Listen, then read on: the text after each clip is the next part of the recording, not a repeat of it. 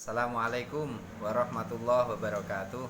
Sahabat-sahabatku semuanya, yang saya doakan mudah-mudahan senantiasa sehat walafiat, hidup bahagia dan diselamatkan Allah Subhanahu wa taala. Berbagi nasihat, nasihat diri dan juga mudah-mudahan ada manfaatnya. Ketahuilah bahwa selama kita hidup ini maka akan senantiasa hadir dua hal.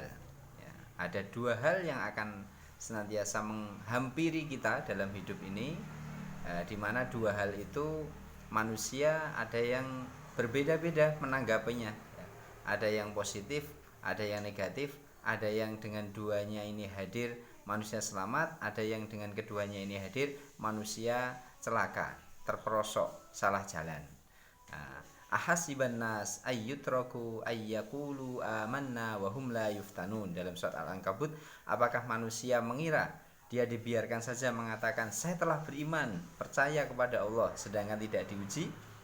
Dan dua hal ujian Allah itu, yang pertama adalah Allah akan senantiasa menghadirkan dalam kehidupan ini hajat-hajat atau kebutuhan-kebutuhan terhadap sesuatu.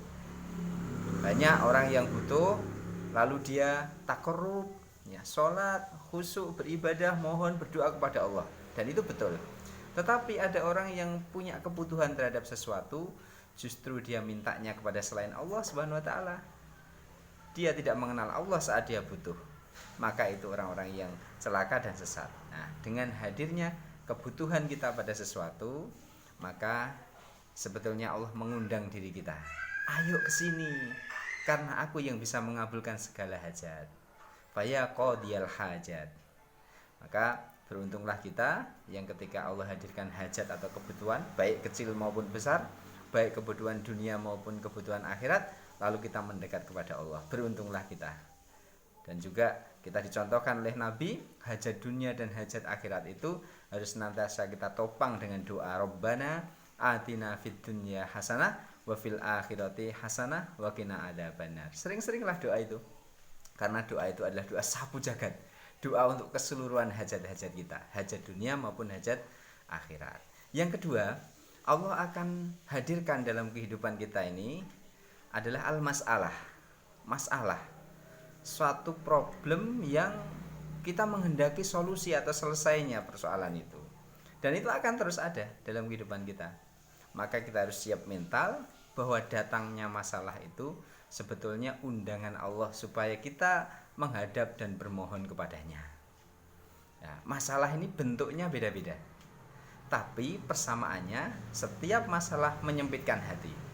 Apapun itu, ya, karena persamaan masalah adalah menyempitkan hati, susah, sedih, ya, nggak bisa berpikir jernih, galau, ya, mager, malas gerak. Itu persamaan masalah. Perbedaannya bentuk-bentuknya. Semua orang punya masalah, bentuknya beda-beda, tapi sama-sama menyempitkan hati. Ada orang yang masalah dengan kesehatannya, ada orang masalah dengan anaknya, ada masalah dengan ekonominya, ada masalah dengan imannya, ada yang masalah dengan tetangganya, ada yang masalah dengan mertuanya. Semua orang punya masalah, hanya beda-beda. Semua orang punya, gak mungkin orang bebas dengan masalah, ya, karena hidup ini adalah tempat perjuangan. Pasti ada masalah untuk menguji kita, di mana posisi dan derajat kita. Ada orang yang mertuanya sudah beres, anaknya sudah beres, ya, istrinya sudah beres, dia masalah dengan tetangganya. Ada yang tetangganya beres, dia masalah dengan temannya. Temannya beres, masalah dengan ekonominya atau pekerjaannya. Terus begitu. Maka ketika kita punya masalah, yang pertama larilah, ya. Larilah hati kita ketika punya permasalahan itu, kembalikan kepada Allah Subhanahu wa taala. Ya, bahwa masalah itu datang, Allah punya maksud supaya kita bersandar, minta tolong kepada zat yang bisa menyelesaikan masalah, ya. Dan itu ciri orang yang bertakwa, ya. Wa may yattaqillaha yaj'al lahu makhraja. Barang siapa bertakwa kepada Allah, Allah akan jadikan permasalahan itu ada jalan keluar. Wa yarzuqhu min haitsu la yahtasib. Bahkan rezekinya akan diberikan dari jalan yang tak disangka-sangka. Dan apabila setelah bertakwa ditambah dengan pasrah tawakal kepada Allah, fahuwa hasbuh, dia akan dicukupi. Tidak ada yang kita inginkan dalam hidup ini kecuali cukup, kan? Ya. Banyak nggak cukup sama saja. Mending sedikit tapi cukup. Dan itu masalah itu bisa diselesaikan. Yang bisa menyelesaikannya hanyalah Allah Subhanahu wa taala. Maka kalau kita punya masalah, lari kepada Allah ya. Kemudian banyak-banyak riyadhah, berdoa kepadanya, maka sedikit demi sedikit Allah akan mengurai masalah kita ini. Ya.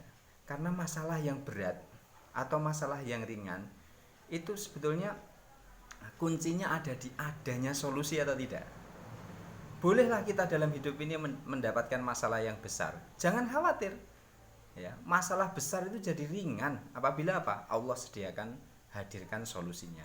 Tapi ada masalah kecil itu jadi besar kalau tidak ada hadir solusi dalam kehidupan kita.